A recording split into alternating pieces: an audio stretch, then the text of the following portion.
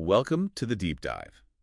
So today we're going to get really practical. We're moving past all that generic marketing noise and looking at how you, as a health professional, can become a choice architect. Right. This is all about giving you a precise playbook for, actually boosting client adherence. Yeah. And it all starts with understanding the nudge. Okay, so the nudge. This comes from academics Thaler and Sunstein, right? Exactly. Yeah. And a nudge is, it's really simple. It's any little thing in the environment that alters behavior in a predictable way. But, and this is key, without forbidding any options or, changing the economic incentives. Yeah. You're just making the good choice the easy choice. That's it. It's not a command. It's not a bribe. Like fruit at eye level in a cafeteria. Perfect example. Or when an app asks you, are you sure you want to cancel?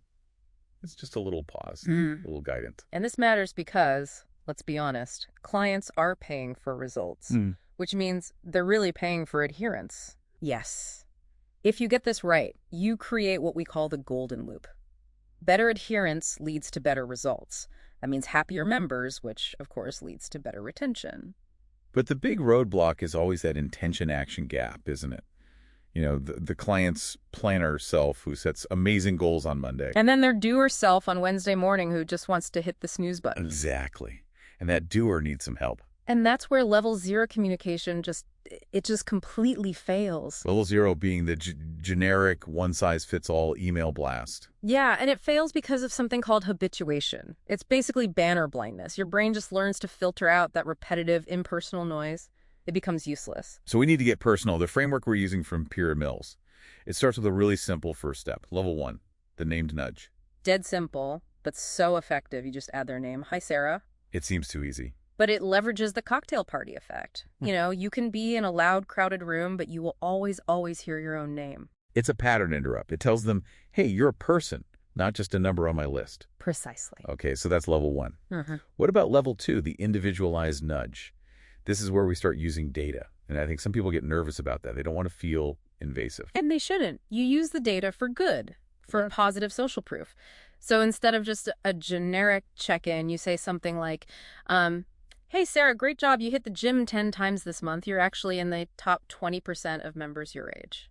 Ah, so you're using social norms in a positive way. You're affirming their behavior. Right. And you can also use data to leverage the default bias. Which is our tendency to just stick with the default option. Yeah, the path of least resistance. So you can send a message like, we've pre-booked your usual 5 p.m. spots for next week. Just click here to confirm.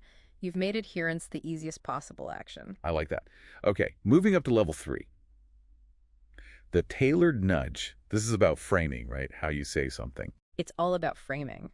And it taps into a really powerful bias called loss aversion.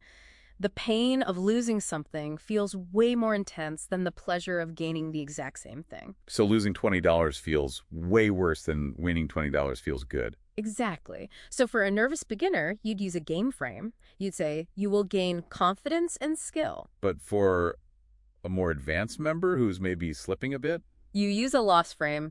Don't lose the incredible progress you've already made. It's much more motivating for them. And that brings us to the top, level 4, the targeted nudge. This is the real deep dive. It's about selecting the right type of nudge based on what you already know motivates that specific person. So if you know member B is motivated by structure and planning, you don't send them a social comparison nudge. No, that won't work. For them, you send a pre-commitment nudge. You say, let's get your next 3 sessions booked right now to lock in your success.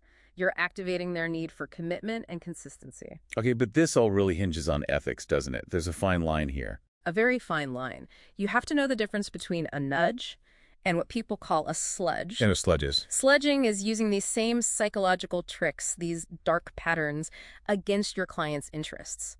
Think of like a really confusing cancellation policy. So the golden rule here is intentionality. Are you nudging them toward their goal or your business goal at their expense? That's the whole game. Be a coach, not a con artist. So for everyone listening, what's the first step this week?